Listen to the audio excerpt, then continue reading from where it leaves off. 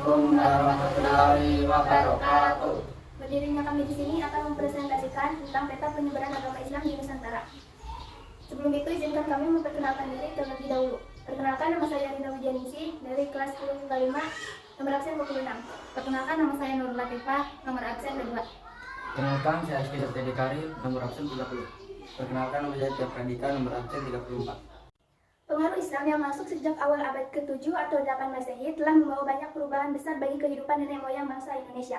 Dalam perjalanannya hingga dapat menyebar ke seluruh antero Nusantara, terdapat jalur-jalur yang dilalui sejalan dengan peta perdagangan dan pelayaran yang dilalui oleh para pedagang muslim dari Gujarat, Persia, dan Arab.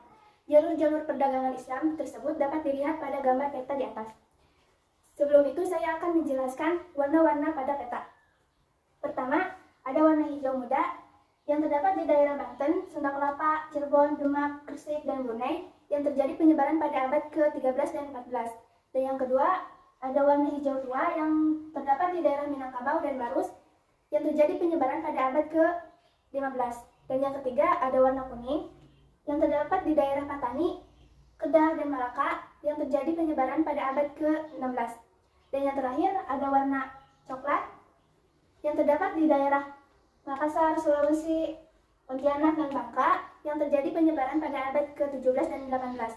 Dan untuk garis tanah warna merah menandakan arah penyiaran agama Islam. Jalur masuknya Islam di Nusantara. 1. Islam masuk ke Aceh Utara dan Malaka. Islam memang memulai masuk di pesisir Aceh Utara atau tepatnya di wilayah Kerajaan Samudra Pasai. Sejak abad ke-7 Masehi. Saat itu Samudra Pasai bahkan telah menjadi sebuah kerajaan bercorak Islam yang cukup besar. Selain Samudra Pasai, pelabuhan Malaka juga telah memperoleh pengaruh Islam setelah mulai dikunjungi oleh para pedagang. 2. Menyebar ke Jawa, Sumatera, dan Kalimantan Barat. Dari Samudra Pasai dan Malaka, Islam kemudian menyebar ke beberapa wilayah lain di Nusantara seiring dari pelayaran perdagangan masa Islam. Sesuai dengan peta penyebaran Islam di Indonesia di atas daerah-daerah seperti pesisir utara Jawa, pantai timur Sumatera, dan Kalimantan bagian barat boleh menerima pengaruh Islam sejak abad ke-14 bersama dengan memudarnya kekuasaan Majapahit yang berkuasa di Nusantara pada masa itu. 3. Menyebar ke pesisir barat Sumatera. Seiring jatuhnya Melaka ke tangan Portugis di tahun 1511, para pedagang yang awalnya selalu singgah di Malaka sebelum menuju Jawa lewat jalur pantai timur Sumatera lantas mengalihkan jalur pelayarannya lewat jalur pantai barat Sumatera, menyeberang Selat Sunda sebelum akhirnya sampai di pesisir utara Jawa. Pada masa itu, kota Padang dan Bengkulu lantas mulai menerima pengaruh Islam, utamanya dari pedagang Muslim Persia. 4. Dari Jawa ke Kalimantan, Sulawesi, dan Maluku. Pengaruh Islam di pesisir utara Jawa mengalami kemunduran yang signifikan di sekitar abad ke-15. Hal ini ditunjukkan oleh dukungannya rupanya kerajaan Majapahit dengan mendirikan kerajaan Demak sebagai kerajaan Islam di tanah Jawa. Demak menjadi pusat penyebaran agama Islam pada masa itu. Banyak orang dari Maluku, Ternate, dan Tidore, Sulawesi, Makassar, dan Goa, dan Kalimantan Selatan.